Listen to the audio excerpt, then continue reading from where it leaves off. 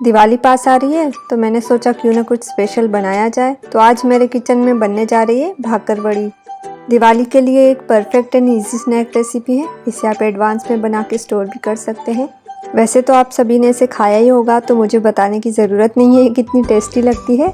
तो चलिए देखते हैं कैसे बनाना है।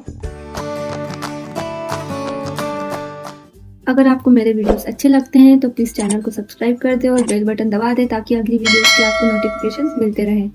इसे बनाने के लिए सबसे पहले हम डो प्रिपेयर कर लेते हैं। तो मैंने यहाँ पर लिया है 1 कप मैदा। अब इसमें 2 बड़े चम्मच हम बेसन डाल देंगे। इसके बाद हम इसमें डालेंगे गरम तेल। ये 2 बड़े चम्मच तेल मैंने ले लिया है। अब इसमें स्वाद अनुसार या 1 छोटी चम्मच नमक डाल देंगे। अब सारी चीज़ों को कंबाइन करके आटा गूँथ लेते हैं। थोड़ा थोड़ा पानी करके हम आटा लगा लेंगे। आटा हम चपाती के लिए जैसे गूँथते उससे थोड़ा सा हार्ड गूँथेंगे। आटा मैंने थोड़ा सा स्टिफ रखा है, ये देखिए। थोड़ा सा ऑयल लगा लेते हैं ताकि इसकी आउटर लेयर सूख न जाए।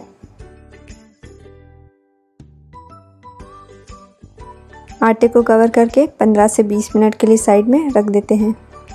तो नेक्स्ट स्टेप में हमें मसाला प्रिपेयर करना है। इसके लिए पैन में हम कोरिएंडर सीड्स ले लेंगे। अब इसमें जाएगा थोड़ा सा जीरा और थोड़ी सौंफ। नेक्स्ट इसमें जाएंगे सफ़ेद तिल और थोड़ी सी खसखस। अब इसमें मैं ड्राई कोकोनट की स्लाइसेस डाल रही हूँ। आप चाहें तो डेसिकेटेड कोकोनट भी यूज़ कर सकते हैं। अब सभी मसालों को 1 से 2 मिनट के लिए हम ड्राई रोस्ट कर लेंगे लो फ्लेम पे। तो ये रोस्ट हो चुके हैं, हल्की सी खुशबू भी आने लग गई है। फ्लेम ऑफ कर देते हैं और इन्हें ठंडा होने देते हैं। मसाले ठंडे हो चुके हैं, इन्हें ग्राइंडिंग जार में ट्रांसफ़र कर देते हैं। अब इसमें डालेंगे 1 छोटा चम्मच कश्मीरी लाल मिर्च पाउडर, आधा छोटा चम्मच गरम मसाला, आधा छोटा चम्मच नमक और थोड़ी सी शक्कर। अब इन सबको ग्राइंड कर देते हैं। मसालों को मैंने ग्राइंड कर लिया है और बहुत ही बढ़िया खुशबू भी आ रही है। इन्हें एक बाउल में ट्रांसफ़र कर लेते हैं।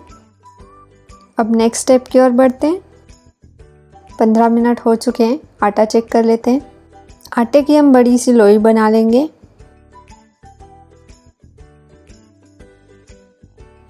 तो इतने आटे में से मेरी 3 लोई बनी है। अब एक लोई ले लेते हैं और बेलना शुरू करते हैं।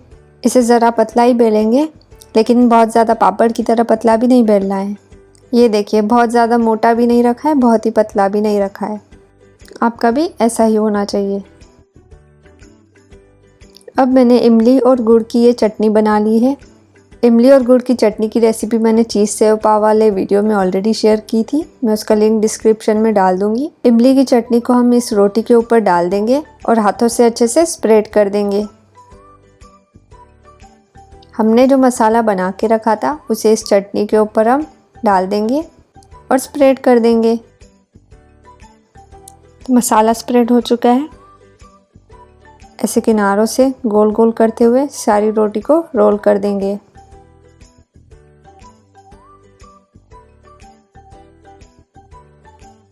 इसके बाद इसे छोटे छोटे पीसेस में डिवाइड कर लेंगे।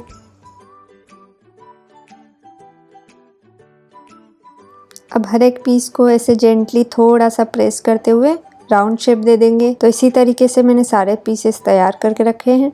अब चलते हैं नेक्स्ट प्रोसेस की ओर। तो मैंने यहाँ डीप कढ़ाई में तेल को गरम करके रखा है। मैंने तेल को हाई फ्लेम पर गरम करके रखा था, उसके बाद उसका फ्लेम मैंने लो कर दिया। इन्हें हमें लो फ्लेम पर ही फ्राई करना है। बीच बीच में ऐसे चलाते रहेंगे और सभी तरफ से फ्राई कर लेंगे। इन्हें फ्राई करने में अराउंड 5 to 6 मिनट्स लग जाते हैं। भाकर बड़ी परफेक्टली यहाँ पर फ्राई हो चुकी है। कलर भी इनका गोल्डन ब्राउन हो चुका है। इन्हें हम ड्रेन करके टिश्यू पेपर पे निकाल लेते हैं। तो ये क्रिस्पी एंड टेस्टी सी भाकर बड़ी बनकर तैयार है। इस दिवाली आप इसे मार्केट से मत ले आएँ, घर पर बनाएं। अपने बच्चों को, गेस्ट को, सभी को खिलाएं और मुझे कमेंट करके बताएं कि ये कैसी बनी थी।